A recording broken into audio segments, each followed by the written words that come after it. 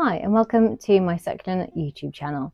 So in today's video I'm going to be discussing the importance of the right pot for your succulent, which includes the right drainage, making sure you're not overwatering, the correct soil and the correct pot size, and also the material of the pot that you use.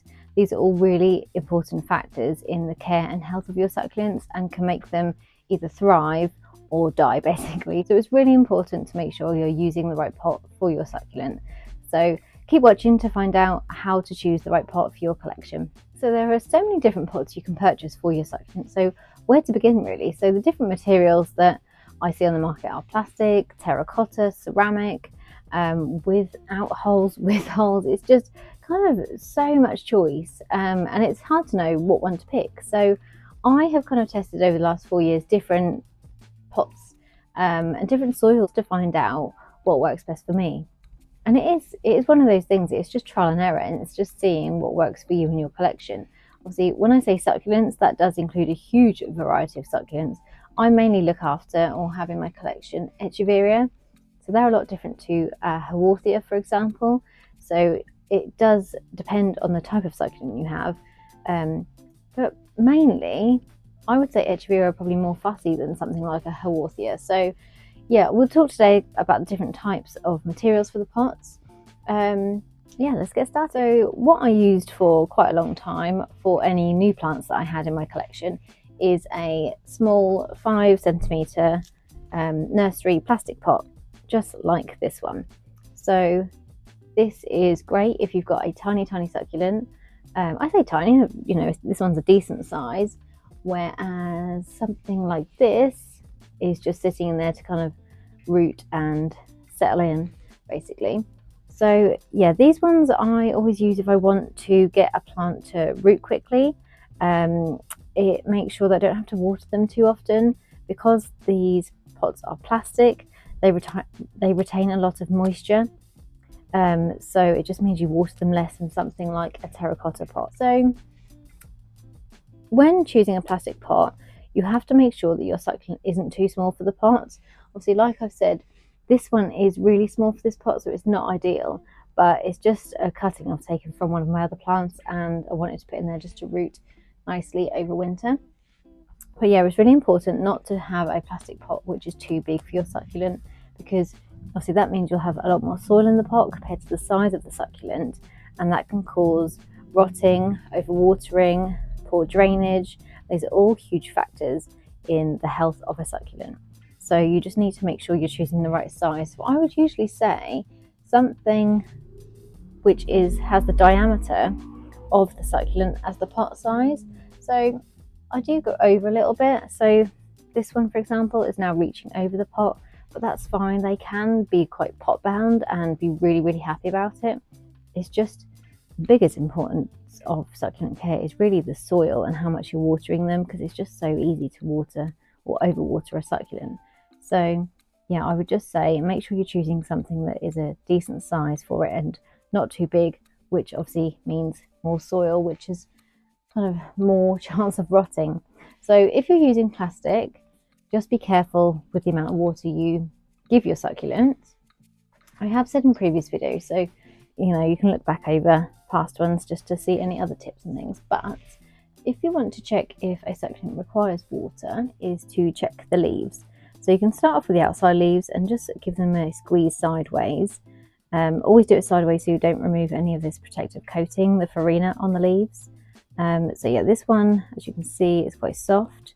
And as I get nearer to the center, still soft, a little bit firmer there and quite a lot firmer there. So I would wait until these are soft as well as these middle ones before watering.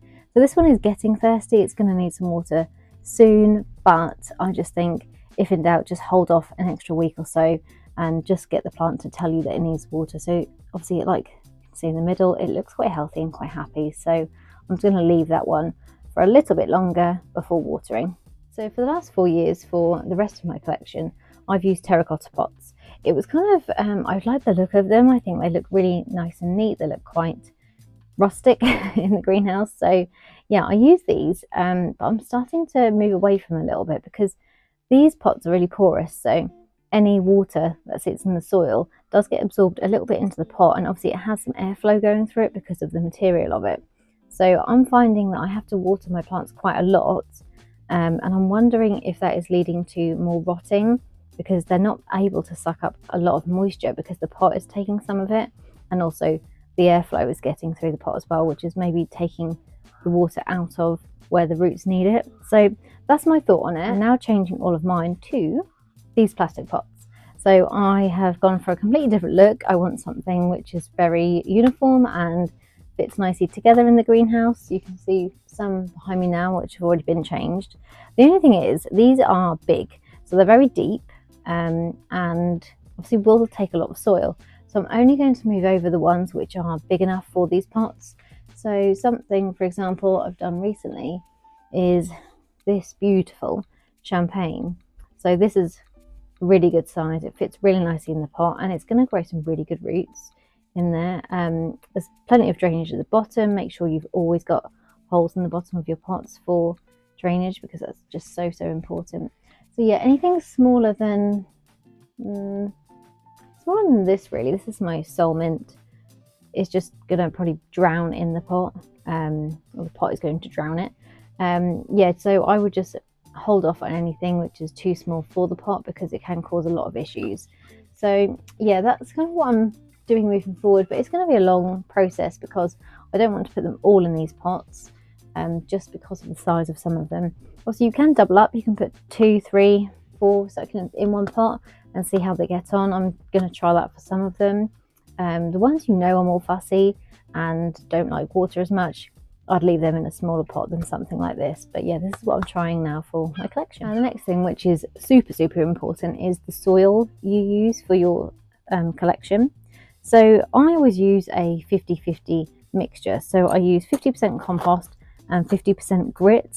I have used recently the Mola clay, which is kind of a type of cat litter. And I think I'm going to come away from that. It looks like this, so it's a nice like pinky colour. And I just wonder if it maybe holds onto moisture a little bit too much, and that may have caused some rotting this year. So I'm moving on to just pure grit, which is like horticultural grit. I have heard people use chicken grit as well. So it's just anything which is going to add a little bit of drainage to the mix, really. So yeah, you just need to make sure that the soil isn't sopping wet for too long, because the succulents sitting in sopping wet soil can rot. It can get root rot, stem rot. So it's best just to make sure you're watering and the water is draining through your pot. That's really important for a really healthy succulent. So when do you repot a succulent? That's the next question. And I would say when a succulent is either too big for the pot, not like this one.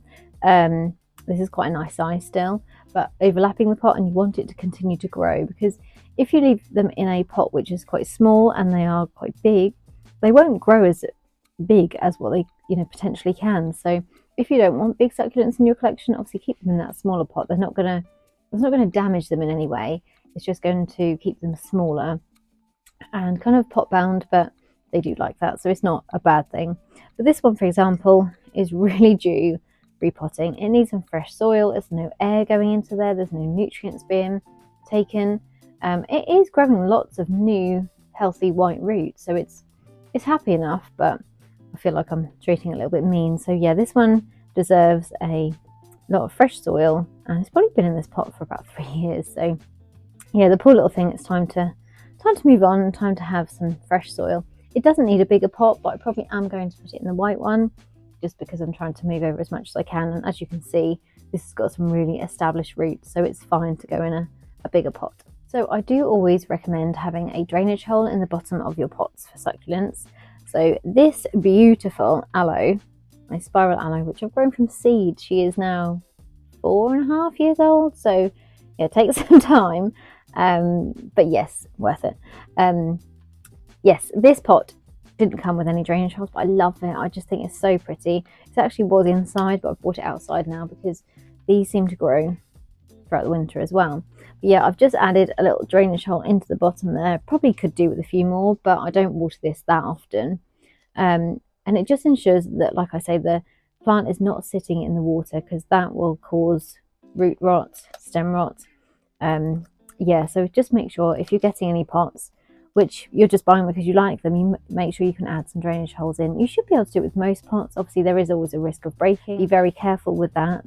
But yeah, most pots you should be able to add a hole into the bottom, or if not, you can always get a plastic pot to go into your what they call decorative pots.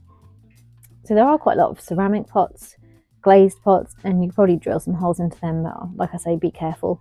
Don't do it if you think there is a risk of it breaking. So yes, always add drainage holes. It's so important.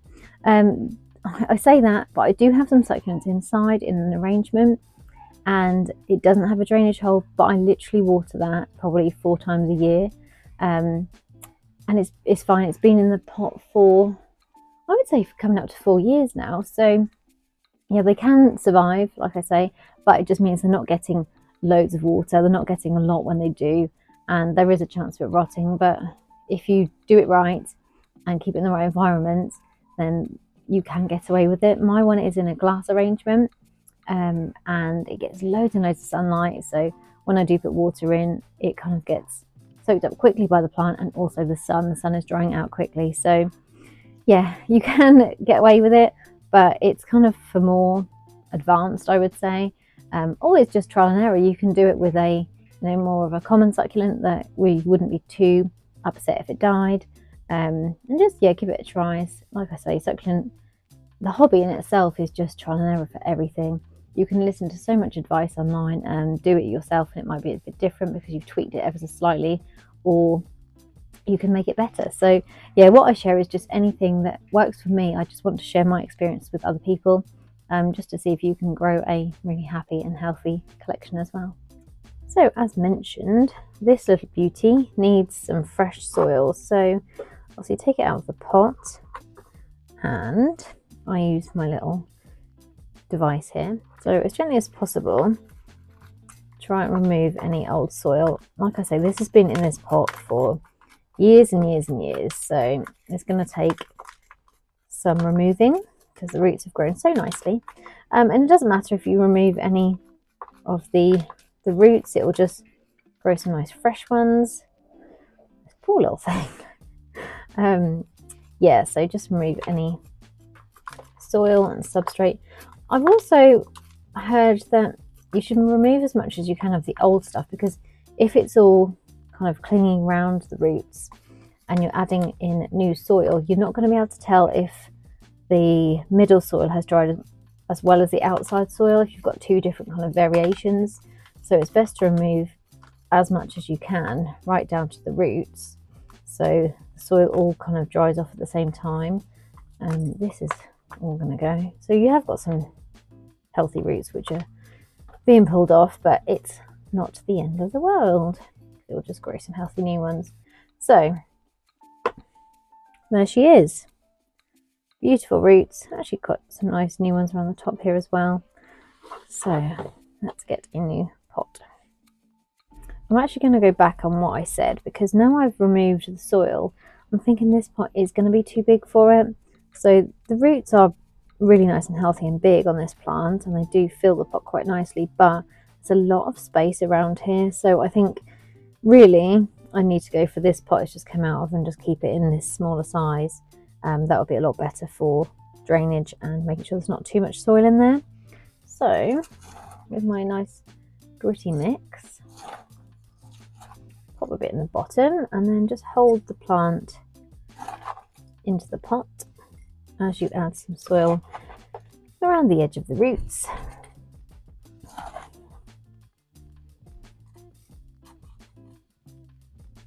And some really clumpy bits there, so I'll take them out.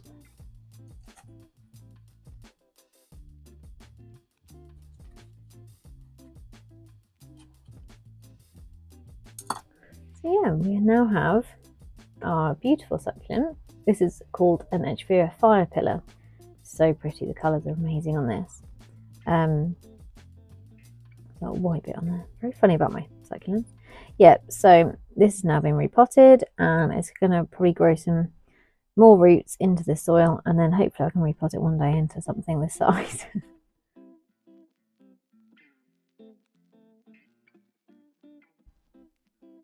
So thanks so much for watching today. I hope you've learned something from this video and you're able to take something away and use in your own collection. So if you found anything helpful, please do leave me a comment or like this video. I upload new videos every Thursday, so please subscribe for any new ones. And yes, thanks so much for watching, and I'll see you next time.